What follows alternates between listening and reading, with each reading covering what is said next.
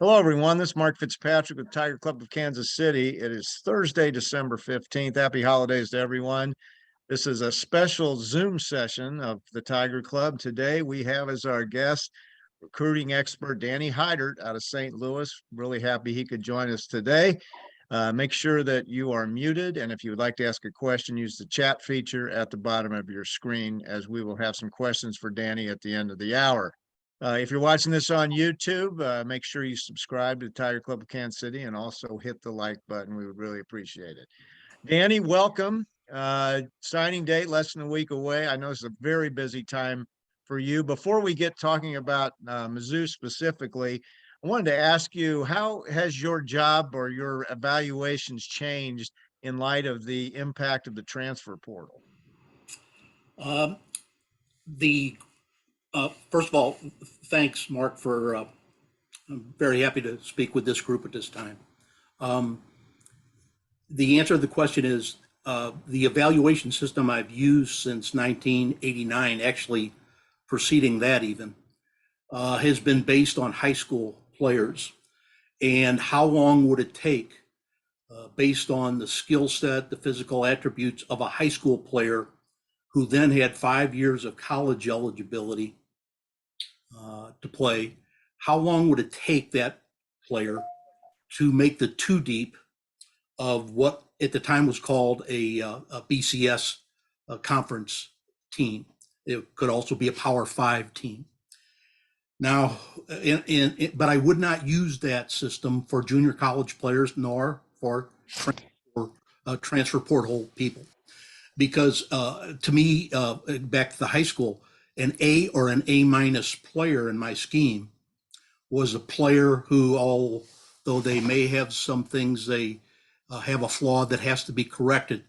They, even if it wasn't a good idea, they were physically able and skill ready to contribute in the first year of 5 to the two deep of a BCS school.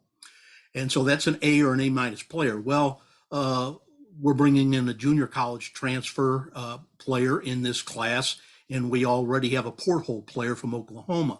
So if you apply an A or an A minus to them, you wouldn't want to bring anybody in either of those cases who couldn't help you right away. I would doubt any school would preemptively do that. But there may be flaws to that player that the system of an A or an A minus might give them a halo effect that I didn't intend, that they're really better than they are.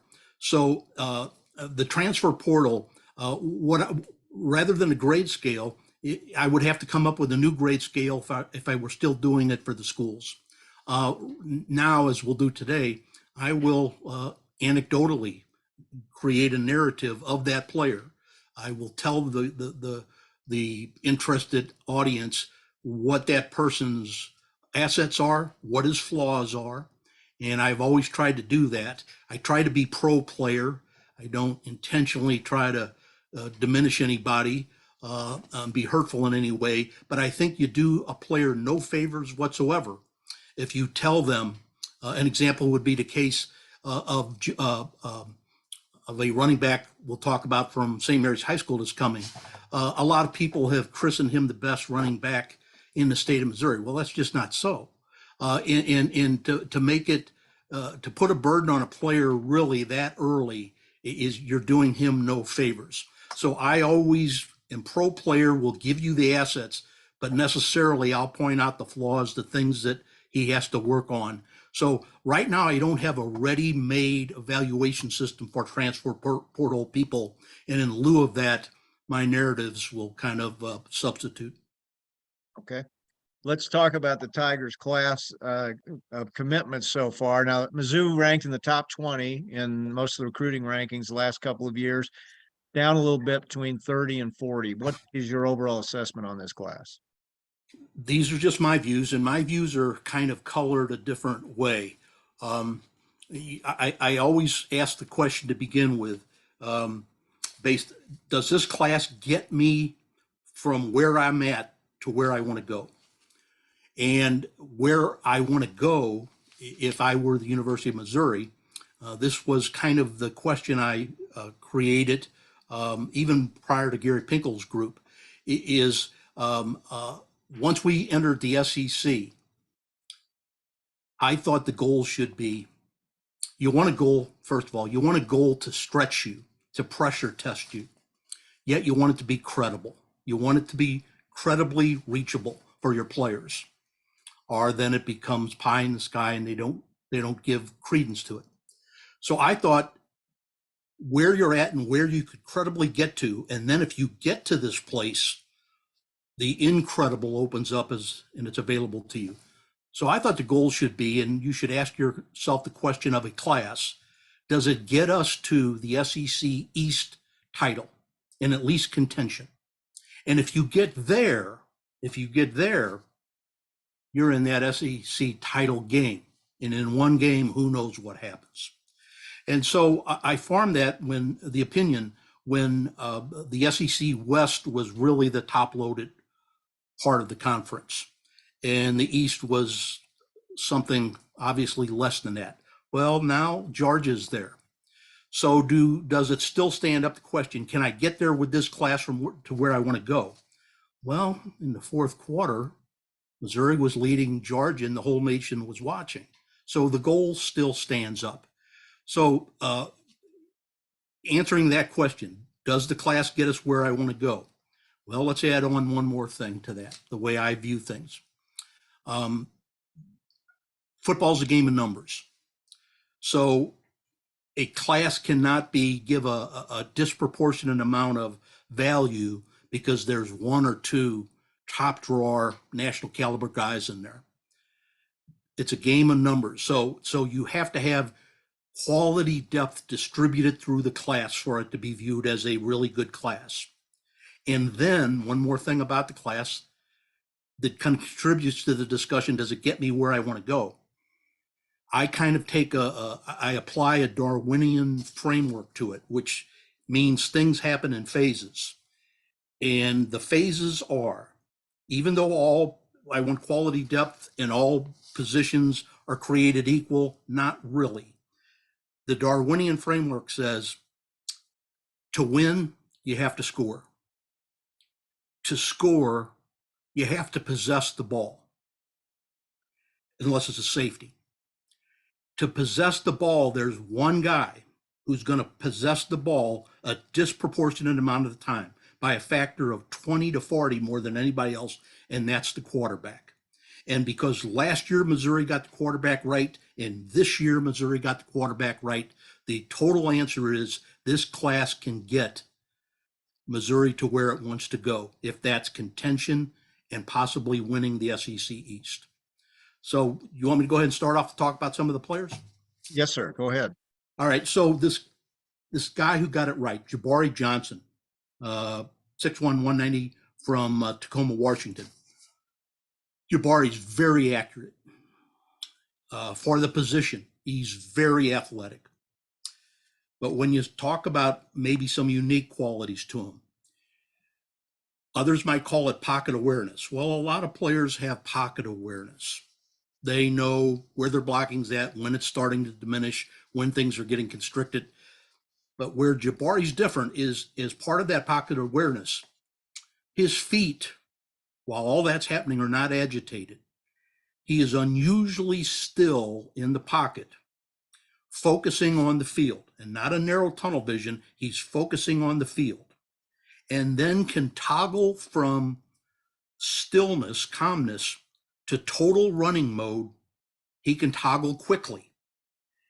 And another distinguishing thing about this quarterback is most people, when they're flush from the pocket, things are bearing down on them. And in the SEC, they're bearing down fast. And contact is just around the corner, big time contact. What Jabari will do is, knowing that your accuracy is related directly to your ability to set your feet, get yourself aligned to the target, he will instantly go from a run mode to a set mode out of a flush, and throw very accurately, take the hit if he has to. Now, he'll have to recalibrate the distances as to when he can do that at the SEC level. but that's a very unique, mature thing he does when you watch his film. His arm slot is about at the 1 o'clock position. He hits receivers on time in stride. Um, uh, his linear speed is pretty darn good when you watch him. He plays to his athleticism. And if you want to, I'll try occasionally to give you a comparable. This is not a apples to apples comparable. But if you want to see the way he could end up playing, the type of assets he has going for him and uses at game time, go back and look at 2008 North Carolina State. Their quarterback prior to transfer to Wisconsin was Russell Wilson. Watch Russell Wilson play at North Carolina State on YouTube in 2008. That might be the best clue as to what Jabari could be. The running back that Missouri brought in, Jamal Roberts. Now, I talked about maybe you don't want to be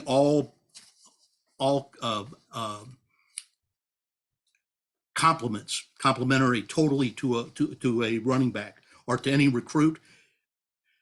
Jamal Thompson bears this kind of burden. People have kind of unfairly put him up to be maybe something he's not. And they'll say he's the best running back in the state of Missouri. Well, that's Jeremiah Love out of CBC, who's going to Notre Dame, who's very similar. Jeremiah is very similar to Lawrence Maroney, who played at Normandy High School in 2002, went to Minnesota, University of Minnesota, and then played for the Patriots. Jeremiah is just like Lawrence, only 2 inches taller, more size potential, noticeably faster. So our running back, Jamal Roberts, he's not Jeremiah Love, but he's not bad. If you want a comparable, if you really know your Missouri football, you'll look back and remember a running back that never was able to hit the field. His name was Morgan Stewart. And Morgan Stewart played for Staley High School. Yeah. And he was the running back that was going to come in. He never got to play. He had a structural hip problem, never got to play. But size, speed ratio, lowers pads, hard target guy, yards after contact. Jamal Roberts reminds me of him. Now, Jamal Roberts runs a 4.47 40. He gets in the open field. He's got good long speed, extended speed. He's got a very fluid stride. He wins a lot of tackles, yards after contact. The calling card for this player, I try to give you the calling card, the greatest strength that most distinguishes a player. To me, with Jamal, it's what I call contact balance. Contact balance is really important in the SEC. You very rarely get clean creases running lanes. You're always going to get collateral flack coming in right, left, from 2 o'clock, from 10 o'clock, and right at you at 12 o'clock. So you're going to be hit. Jamal Roberts has contact balance in that it takes a clean hit to get him down. In often cases, 2 or 3 together to get him down. He stays on his feet. Larry Roundtree had great contact balance. Tyler Beatty could get skinny in the hole, but when arms got on him, when he got hit by from the side, he stayed on his feet and tacked on 6 more, despite his size.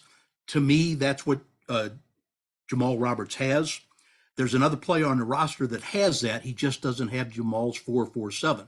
Taj Butts, who is from DeSmet, had that same characteristic, but the problem is he didn't have the burst that Jamal has. So Jamal, Coach Looper, the running back coach, has got some things to do with Jamal. First of all, he's got to teach him what pass protection is. He doesn't do much of it, and he's not very good at it yet. He's inconsistent out of his stance off the mark. Even with that 4.47 speed, he's got it, but he's sometimes slow off the mark.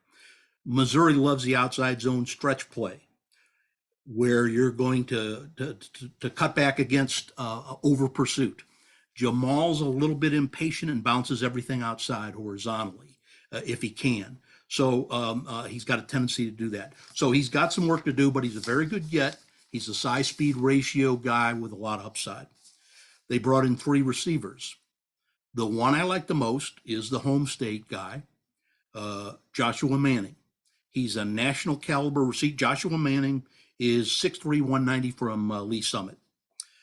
He's a national caliber recruit. LSU offered him. Notre Dame offered him. Stanford offered him. Midwest schools. He's a very big, tough guy. And I don't use tough with receivers that often, but he's insulted if you try to jam him at the line of scrimmage. He's combative. He's of all the receivers in the state of Missouri, he has the best ball skills. Now that means not only catching the ball, but when you're running at full speed, seeing it, tracking the ball into your hands, when something's thrown behind you, torquing backwards, completing the catch. He's got the best ball skills of any receiver in the state and of the 3 receivers coming in. He's for 6'3", his change of direction, his quickness is excellent. His acceleration is not a problem. It's very underrated. He's not a warp speed guy like Marquise Johnson, another one of their recruits, but Manning's speed is not a problem. Very competitive in the 50-50 balls in air. The second of 3 they brought in is Marquise Johnson. Now, Marquise is from Dickinson, Texas. He plays at the largest classification of schools in Texas. Dickinson's about 30 miles southeast of Houston. And where Marquise short speed is very good, his long speed, 40 plus, is excellent. It's top drawer. He's not just a one-trick ponying linear speed guy. His stop-start is very good. His change of direction is excellent. Like I said, he tracks the ball very well. He breaks arm tackles.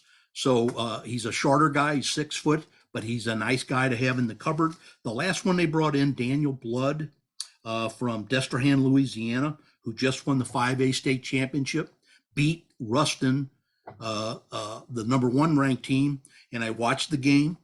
And in the last 3 minutes, Daniel Blood, when the score was tied at 10-10, and Destrehan had to win 3 times. They went to Daniel Blood. He caught about 60 yards of balls in the last minute and a half of the game to win the state title for them.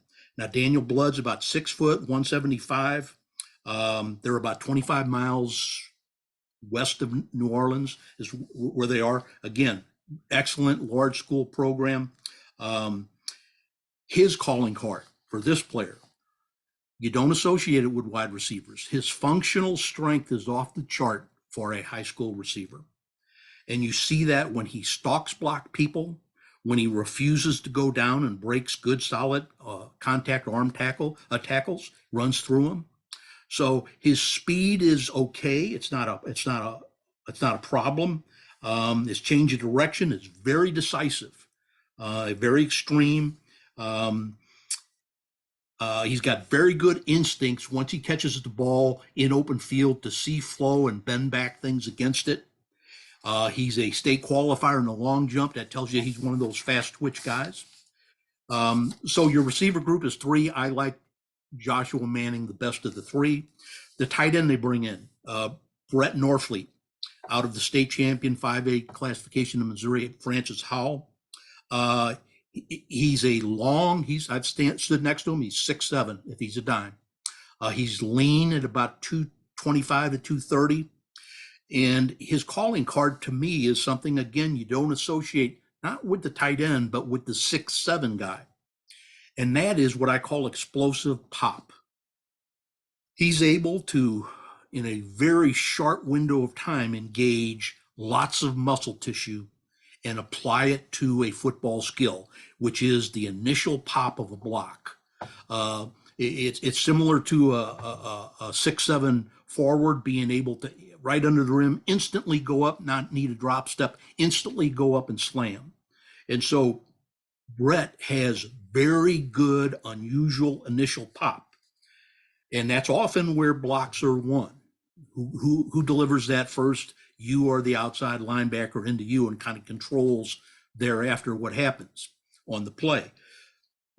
The issue, though, that's got to be improved on is after that initial pop, while he's got good lean muscle mass, there's not a lot of muscle mass yet. The ability to follow through and apply muscle mass to the outside linebacker and get movement or to sustain it for long periods of time, that's the working point for Norfleet. In line, very quick, pivots well. Francis Howell would often use him in short motion, tight end across, halfway across the formation, trap with him, lead him up to the linebackers, or come all the way across the formation and lead on some type of edge play on the far side of where he aligned. He bends, he torques very well for a 6'7" guy. Ball skills, okay, not great, okay. So is he a guy at a position of need to jump out there in the first year and play? Maybe not. Maybe not, because that's quite a jump. That's quite a jump. He's a very good prospect, but I'd be a little skeptical of impact on the field in the first year. Logan Reichert is their lineman they brought in so far from Raytown High School in Kansas City. When I talk about Logan, it's almost the opposite of what I just discussed with Norfleet. And with Norfleet, I talked about this great initial pop. So if Norfleet was in Rocky IV, and in Rocky IV, Ivan Drago is working out in a high-tech gym, and in between shots of steroids, he throws an overhand right into a force plate, which measures in pounds the force generated, where Norfleet hits that force plate and generates unusual high poundage. When you look at Reichert, at a guy that's 6'7" and 378, his initial pop doesn't move the force plate much. But what's odd, with Norfleet, I said the muscle mass to follow up and get movement after that initial pop. With Reichert, he moves his feet after connecting. He applies that mass he has, and he gets movement after the fact. So if you front end his blocking with a better initial pump out of Reichert, now you've really got something. Your comparable player, Trevor Wallace Sims, East St. Louis, who played for Missouri. Huge guy, initial pop, kind of like Reichert's. Second year, third year in the program, Trevor Wallace Sims' pop was very good. He played at guard. They moved a big guy into guard. I see that happening with Reichert. I see him on the interior. He's got very nimble feet. He pivots well. Some of the things he did at Raytown, where he pulled across the formation and went up to the other side and got linebackers, he doesn't run well enough to do that in the SEC. But could he pull along the line of scrimmage and kick out line of scrimmage defenders, defensive tackles, ends, things like that? Maybe. He's also already a fairly advanced pass protector, which is kind of unusual. So he's further along the lines, pass protecting, you'd think. Maybe once he gets that initial shot, that's something that can be acquired with good coaching. I think you really got somebody. Maybe he's got to habitually bend his knees more. He's a little erect, but that's all very doable. So I'd be excited about Reichert. Defensively, we brought in two defensive ends. I slightly like the Missouri in-state player than the Texas player they brought in. The in-state player is Ja'Kai Lang from Troy, Missouri, 6'4", 245. Very detailed in his technique, unusually detailed, but yet his athleticism is quite good. It's underrated how good an athlete this guy is. He's quick, he's explosive, he bends well and naturally. He's got a lot of torque. Sometimes, another encouraging thing was I saw a lot of video on him over 2 years. He played best against the best offensive tackles. When he played a five technique end, his best games were against the best players. That's a good thing. He played that junior year with a torn labrum, which also tells you something about his ability to work through discomfort. One of the reasons I imagine, I don't know this, but one of the reasons I imagine his technique is so advanced is his off-season trainer is Jamal Cooper. Well, who's Jamal Cooper? Well, he was a all Big Ten player, defensive end at Wisconsin, who played at Hazelwood East. That was his off-season trainer. So they play. So not only conditioning, strength training, but technique work in the off-season. So Lang is a good player. The outstate player at the 5 technique defensive end is Seren Tankura, if I'm pronouncing his name correctly. He plays at Dickinson, Texas, a very good, largest classification high school in Texas. It's about 50 miles southeast of Austin, 50 miles southeast of Austin. He's very athletic. He's very quick. He bends easily. His change of direction is really good. Here's the issue. He guesses a lot. In read technique, a 5 technique end is going to read the offensive line and mirror him. If he tries to reach on me, I'm going to step laterally and mirror that. If he blocks inside towards his guard, I'm going to slide horizontally, move that way, and look into the backfield for kick out blocks, things like that. Quarterback option. A lot of times it seems that Seren is just guessing. Now, it ends up sometimes in great results. It almost looks like a stunt. He's involved in a run stunt where he flashes through. But you can tell sometimes there is no team stunt called. He's flashed, he's guessed, he's jumped outside, and he's inadvertently opened up an unintended cavity in their gap control. So there's going to take some time on technique for Seren. He got structurally very long arms. Got an excellent burst. When he does get off blocks and read technique, his range is excellent. He shows up in the film in the sideline. He shows up 30 yards downfield. His pass rush is very good. So I like the Troy, Missouri, Lang defensive end a little more. I think he's more game ready sooner. As a physical specimen, I think Seren Tankura probably gets the edge there. Linebacker, here's their junior college recruit, Tristan Newsom from Northeast Mississippi Community College. Mississippi has a junior college league, much like Kansas has the Jayhawk Conference for Kansas Junior College. He played at a school about 115 miles southeast of Memphis. You want to bring in, I said earlier, junior college transfer guys who can play. We don't have to develop. They can play. We can make them better, but they need to be able to play now. I think he is that. I think Tristan Newsom is that. He's a very precise technician. He's very patient and poised in confined space where things are happening fast. I've seen a lot of play. Well, Chad Bailey is like this in his first year and his second year some, where he would get lost inside at the inside linebacker spot on north-south running games, off-tackle running games, 0-1 gap running games. In there, especially if you're an inside linebacker, and offensive tackles are releasing inside, coming down on you. Uncovered center guards are coming right at you. Maybe a linebacker, maybe a tight end is releasing inside and blocking down on you.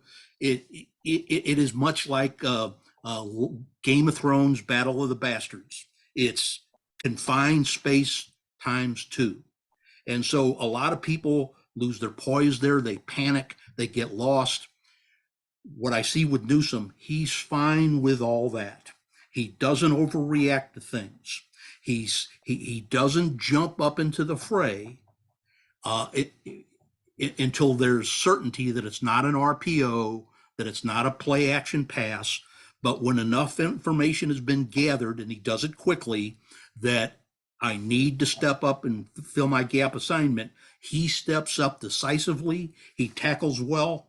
So I like him. I like his instincts in confined space. And especially if Tyrone Hopper leaves, you got Chad Bailey there. Maybe he's your other guy. So I like the fact that I believe he's ready. Excuse me, they did bring in another linebacker, a freshman, Brashawn Littlejohn. Brashawn is 6'2", 222 from Gaffney, South Carolina. Now that's in South Carolina high school football. That's large school classifications. They're located about 50 miles southwest of Charlotte, North Carolina. And while I think our last guy, Newsom, is ready, this guy has got some question marks. I looked at a lot of film on him, and most of his snaps were at weak outside linebacker, a position about 4 yards outside of an imaginary tight end or an actual tight end, and 4 to 6 yards deep. He played in space. Well, I don't think he can play in space in the SEC. My question is, if he goes inside, is he fast enough? And I've had that question about a lot of players, and they end up answering it affirmatively, and you're fine. But that's a question I have about Littlejohn. Is he fast enough? His burst to the ball is rather ordinary. He's got very good instincts on the outside. Excellent pass defender, zone defender, excellent break on the ball, excellent in pass defense. But to me, he's going to end up being an inside player. He's going to take some time, but even there, the question is he fast enough? And players, I used to ask that of, example, Michael Shearer at St. Louis Country Day. I used to ask that question all the time. He did everything well, but there was just a question of burst and speed. And my answer was, yeah, I think no. It wasn't hell yes, you're fast enough. It was, yeah, I think so. And he turns out fine. So on Brashawn Littlejohn, yeah, I think so. I think he's fast enough. The safety position, Marvin Burks from Cardinal Ritter came in late and changed his commitment from Ole Miss. Now, here's the overall story, though, of this position. He'll be a safety type. Missouri has in the cupboard, if they lose Martez Manuel and Carlos goes pro, you've got sitting in the cupboard a group of strong safety, free safety types. And this group is anywhere from 6'1" to 6'3". They're 195 to 215. They're run hit guys who really burst to the ball and tackle well. I'm talking about guys like Isaac Thompson. I'm talking about guys like Dylan Carnell. I'm talking about guys like Jamarian Wayne from Parkway West, who they moved over to defense. Now add Marvin Burks, and there's going to be another guy, Roche, later on in this class we'll talk about, who has added to the strong safety group. And Missouri plays usually 2 of these guys at the same time. And so you've got a nice group to draw from here, and Burks is a nice addition to that group. He is just what I described. He is a hash mark safety guy, or what I call a robber position, who can sit around 6 yards deep at anywhere in the box, fill run lanes with authority. His diagnostics are excellent. His break on the ball is very good. He tackles well. So Burks is a nice get to add to that group of strong safety type that Missouri's sitting there with, ready to play, I believe. Another defensive back they brought in, Nicholas DeLoach from Cahokia, Illinois. I believe this is your dark horse of the class. He's a fast twitch fiber athlete, high athleticism. He is the reason he wasn't as widely recruited is that nobody really knew about him till the summer camp circuit, and Missouri jumped in there first. But in the summer camp circuit, he jumped out there and consistently, time after time after time, ran 4.40s. He's a all-state wrestler. He's a state qualifier long jumper. He's number 1 in his class academically. He's a long, lean, 6'2", 190 guy from Cahokia. I see him as a corner type, and he's an upper echelon athlete, excellent citizen, great team guy, good player. To me, the value I place on him, I scouted very frequently Jimmy Hunt, who was from the same school. Jimmy Hunt was from Cahokia High School. Now, Jimmy played defensive back and wide receiver for Cahokia. That's what Nicholas plays. I think he's a better prospect than Jimmy Hunt was. If they came out simultaneously, I think I'd take Nicholas Deloche. So I think very highly of him. Shamar McNeil, another defensive back guy, cornerback. He is from American Heritage High School, who just won. They are a large school state finalist this upcoming weekend in the large school classification of Florida football. He's just west of Fort Lauderdale is where they're located. He's got some definite strengths, but he's got a glaring flaw. And the question will be, can you live with the flaw or can you coach up the flaw? And the glaring strength is his man-to-man coverage. He'll often sit out there on an island on squeeze technique on the player that American Heritage High School wants to take out of the game. If there's a perimeter player they want out to take a game, they put Shamar McNeil on him. He aligns at 2 yards depth on his head, and he shadows him in his hip pocket until the whistle blows. And he can't be getting rid of. He's very competitive. He likes those challenges. He's 6'3", ideal length. And he's got very long arms. So on things like tunnel screens, on things like stalk blocks, where he's being blocked, he's able to use those arms to keep those people off him and stay on his feet. Here's the issue. He doesn't tackle well. That's a problem. It's got to be corrected. His arm tackles are the grab him by the arms, grab him by the jersey, get him on the ground. And ultimately, you can live with that. And many coaches can live with that.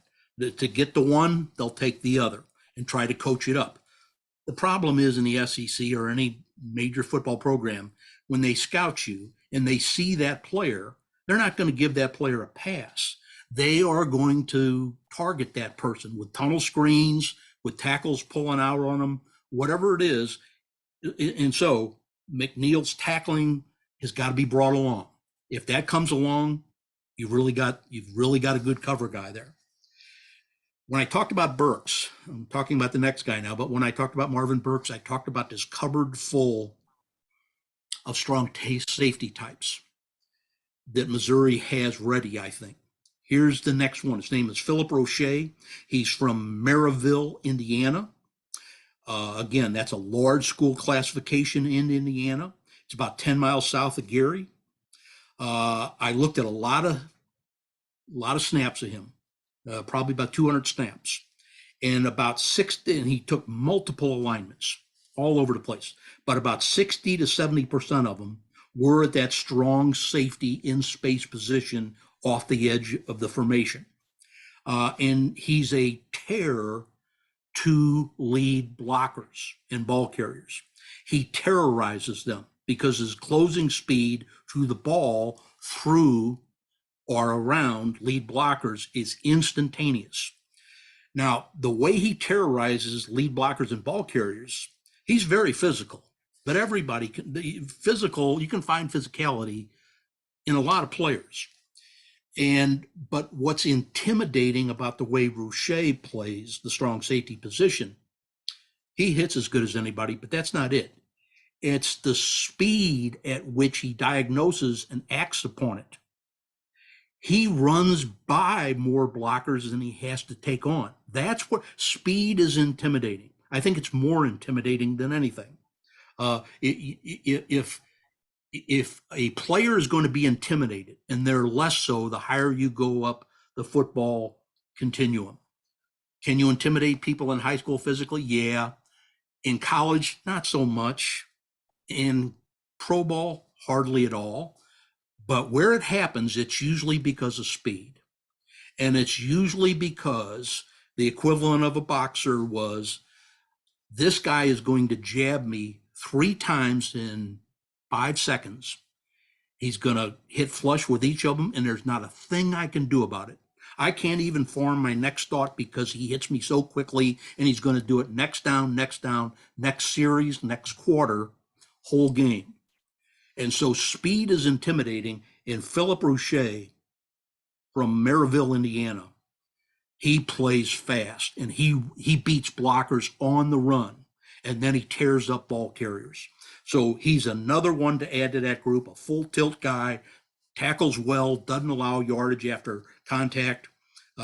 His break on the ball is very good in the passing game. Man cover, pretty good, good enough.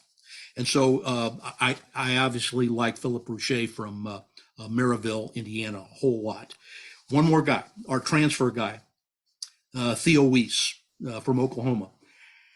Now, high school guys, I can get their teams. And here's kind of my modus operandi, how I arrived at all these opinions. High school guys, I can get their huddle film. I can get their teams. What I normally do is I look at their schedule and I try to find the best matchup I can where they're going to play in matchup against a good player. So when I was looking in the first game early in the season, there was an offensive tackle at CBC High School. It's going to Cincinnati, who is now probably going to go to Wisconsin. Missouri has an interest in the player, signing him. I watched him play against a defensive end outside linebacker from East St. Louis in the first game because I wanted to see that matchup. He would later in the playoffs play a kid named Bray, a defensive end named Alec Bray from Marquette High School, who's going to Illinois also. I knew that was going to be a good matchup, so I wanted to see that. Well, I'll always, in looking at high school players, try to find a good matchup, or I will try to find against a good program. I never watch their highlight films. I go to their opponent's huddle and look at matchups or very good teams that they played and see the whole game in context. That is not as easy to do against junior college players. You don't have a huddle for that, but you have YouTube has a lot of junior college games in their entirety there, and you can find them. For transfers, unless you subscribe to Pro Football Focus, which I haven't yet, and have access to their film, you have to go around and try to find what I don't like, highlight clips. So I've gone a number of places for Theo Weiss, the wide receiver for Oklahoma. I've ended up to see 47 snaps of him. And my opinion of him is, well, first of all, I looked at kind of his history. And in 2019, when he went to Oklahoma, he was one of 3 national caliber receivers. They were thought to have one of the better wide receiver classes ever brought in at one time to any school. He's the one that stayed, though. His sophomore year, Sean Rattler was the quarterback. Theo Weiss was his third down guy. So our Bannister was Theo Weiss, only much faster, much more athletic. And he was their leading receiver that year. Then he had an ankle injury that kept him out the next year. So I watched this last year. I saw 47 snaps, my opinion. Very detailed receiver. Does all the small things really well. You see that on his releases off the line of scrimmage when he's squeezed, some of the different ways he does it and how he gets himself small and a hard target. You see in his patterns how he will, on a vertical tree, lean into a defender one way or the other to create space to where he's intending to go. He does a lot of small things really well. His speed is good, not great. I think I love his after the catch mentality. He's attack mode.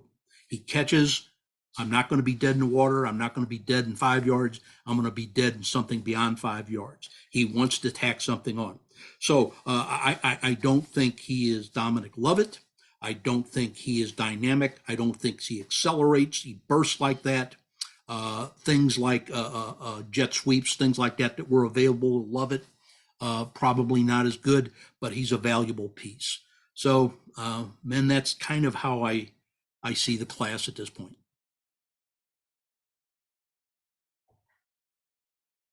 I want to ask you about one other potential transfer. I don't know if you know Joe Moore, Cardinal Ritter kid at Arizona State. He's coming to visit Missouri. His dad's one of the greatest running backs in Missouri history. Can you tell us anything about him?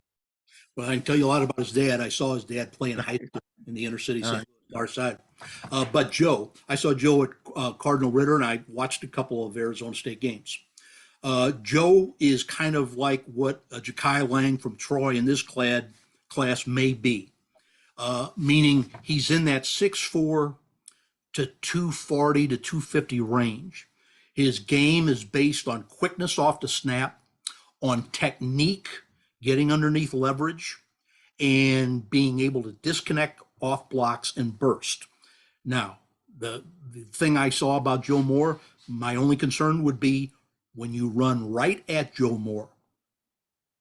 So if you run left of him, right off him, he can use that leverage, he can use that technique to shed and burst to the ball and be a factor in pursuit. You run right at him, he can be engulfed, and I haven't seen him successfully deal with that yet. Now, you can stunt around that, you can scheme around that if you want to play a game like that. So is he, would I rather have him or Johnny Walker, let's say, the sophomore at Missouri? I'd say that's very close. So if you lined up with Johnny Walker and Joe Moore, you have some concerns again, right at the point of attack, but I like almost everything else about their game. Got a few questions if you don't mind taking them. Sure. Specifically about Jabari Johnson, with the quarterback coach Bush Hamdan leaving Mizzou to go to Boise State. Is there a risk that he could switch? And also, how would you compare Jabari with Sam Horn? I don't know about the risk of him going. My experience is not specific to Jabari, about the recruiter who recruited me leaving. And maybe even if I'm from the same section of the country as that player. And what's more persuasive is the school, nowadays the NIL that's associated with me coming. So I wouldn't underplay the risk. I don't know. There may be some there that I'm not aware of, but short of something real personal tie, in most cases, I would expect he would stay put. The thing about Sam Horn, I'll be totally honest, because I've now said twice in a year, to 2 years in a row, that Missouri has gotten the quarterback position right. So hypothetically, let's say that Sam Horn and Jabari Johnson were contemporaries in the same class, coming out at the same time, and the way they played was the way they both played as seniors. I would take Sam Horn. Why? Bigger at the time, more growth potential, a couple of more RPMs on his fastball, a little bit better arm speed. However, hypothetical continued. If we're in a Missouri spring game and both of them are on the roster and Eli Drinkowitz is picking for one side and I'm picking for the other, and Eli gets first pick, I'm going to assume he'll take Sam Horn. Fine. I'm fine with that. I'm happy with what I got, because if he beats me, it's not going to be because I don't have a really good quarterback who's instinctive, who throws well, who deals with pressure, who is accurate, throws on time, is a really underrated hard target runner in the open field. So I'll be honest, I'd give a slight nudge to Horn, but it's microscopically small. General question, which position group do you feel is the most difficult to project future success? Which is the easiest? Who asked that? Jim Adams. Jim, excellent question. Hardest to project. I'm gonna delay and bide my time, and in some portion of my mind mulling that over. Easiest to project, corner. Corner as opposed to safety. I think you can really narrow their focus, just like I talked about our last guy from American Heritage. You can put a guy on an island and you can live with maybe some of his flaws. So if I see a corner, I can find a way to put up with his lack of experience. by doing some things schematically that will insulate him a little bit. I'd say corner may be the easiest. Hardest, I'm going to cut Connor Tollison some slack here, some major slack. Maybe center. That's a very difficult position because, and he'd never played the position and went there at 285. But here's the thinking. You are making the calls more often because you are at a position centrally located to see both sides of the front. You are able to audible to a blocking change that you've been taught to make. But here's the real key.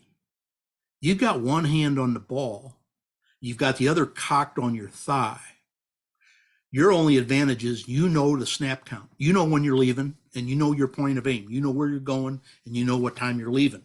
But you've got one hand. So when I talk about when I talk about pop, who wins the battle first? And I talked about that in terms of Heitert and Brett Norfleet, things like that. Often the block is won there. Who gets that pop?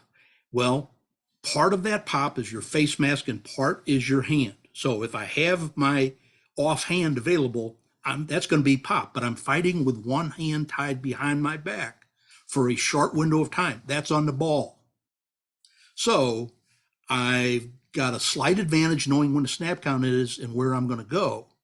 But I've got to do, what if they stem the front? What if they change the front right before snap? I've got to make a call. I've got to make a line call to cover that up, or there's going to be a free release on my quarterback. And I don't want that. So I think really knowing, can a player play that position? Because most of your centers didn't play that spot before they got there. Very, very rare you get one out of high school that plays that same position. That's maybe the hardest for me personally to project. Jim's follow-up question, Mizzou's offensive line was a relative weakness this past season. How do you see the incoming group impacting it for next season? Well, I don't think the incoming group is, right now it's Heitert. We don't know what the portal transfers will be. I didn't see the Buffalo center ever play, so I just don't know. I tell you, if you were going to rank portal priorities, there's too many things you don't know at this point. Are both my corners coming back? I want to know that. I want to know if Drain and Reichstor are coming back. Is Hopper, the linebacker, coming back? Is our defensive end, who's our defensive end from 2 years ago that was almost all league and sat out? On a blank, McGuire or? No, he's our. Yeah. I don't want to waste time, but I'm thinking of Trajan Jeffcoat. No, Jeffcoat. Yeah. Is Jeffcoat going to come back? If the answers to a lot of those are no, you won't have them available. Well, my bias is towards the defense first. I've got to get that fixed. But if most of those answers are yes, if I have those, offensive line is my priority. If I can live with the corners, the linebackers, if those are acceptable, nothing is more dispiriting, as we saw, than an offensive line that is forever in a legal procedure, is forever unable to execute and complete zone block steps. Again, giving these free releases onto our quarterbacks, and it's just that's where I think it has to be, and I'm not confident. I think Tollison's going to do better. So I know what kind of athlete he is. I've seen him play many, many times in person, and I have some confidence in him without denying the problems he's had. Membo is going to be fine. Armand Membo at right tackle is going to be fine. A little bit undersized, but he's going to be fine. Is Javon Foster going to be back? If Javon Foster is going to be back, that cures a lot of ills. But if he's not, I have huge concerns. Xavier Delgado. I can live with Xavier Delgado because he's quick. Uh, he got hurt, but he's quick. He can move his feet. I can live with him. So if you have Delgado and Foster and Tollison and Membo, and then you're bringing along, I don't have a lot of faith in Walters. There's a lot of players they've tried there that I don't have a lot of faith in yet. Maybe that can be earned. So in the back of my mind, offensive line is still a major question mark. And if it weren't for my personal bias to make sure we don't let them score, if they can't score, they can't win. So that's where my priority is going to be first. But in the back of my mind, know that the offensive line super concerns me. Last question from Paul. Mizzou expects to sign 6 of the top 21 in-state this year. Of your top 15 juniors in Missouri, how many would you expect Mizzou to gain commitments? Well, just some of these players. About the juniors, real quick. I've not seen a group of receivers like this, especially at the top end, ever in Missouri. You start off with 3 national caliber receivers. And then further down, there's another one, a fourth one further down, not that good, but still very good. Now, of these 4 receivers, 2 are in St. Louis, 2 are in Kansas City. Of those, I think there is a decent chance that Jeremiah McClendon, a wide receiver, second-ranked player in the state of Missouri, comes there. But we're so far away, I just say that out as a particular comment at this point in time. I do know he accompanied Jeremiah Love, the great running back to Notre Dame, about a month ago, and he was enamored by Notre Dame greatly. Notre Dame is now getting a lot of St. Louis players every year, if not every other year. And so McClendon would be a guy who I think would be very open to them. Tion Gay, a defensive tackle out of Hazelwood Central, is, I think, somebody very gettable. I think Whiff Hafer, because of his dad being a legacy guy. Jeff Hafer, the high jumping guy from Joplin, Missouri, if you remember. I think he's gettable. So it's way too early to know any of this, but the Big Ten is really now into St. Louis even more.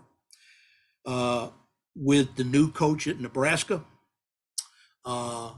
with UCLA coming in there and USC coming into the conference soon.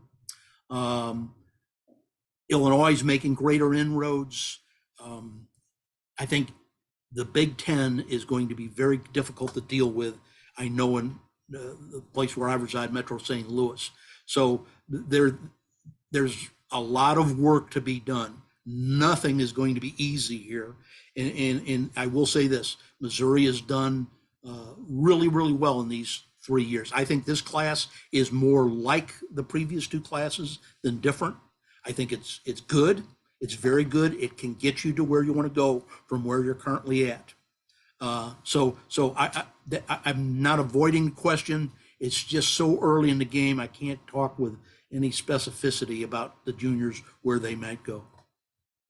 All right, Danny, we've come to the end of the hour. We could probably talk to you for another hour, but we want to respect your time. Thank you very much for joining us today, as you do every year, and look forward to see what happens next week. I know you're talking to the St. Louis Tiger Club, I believe, on Wednesday next week.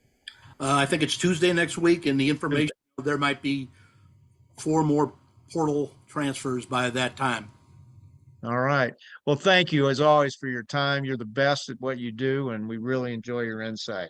Folks, our next meeting will be Tuesday at the flea market. We will have Stephen St. John from 810 WHB. And then we'll take a couple weeks off and resume meetings January 10th. We'll have Kathy Nelson from the Kansas City Sports Commission. Everybody have a great holiday. Danny, Merry Christmas to you and your family, and thanks again for your time.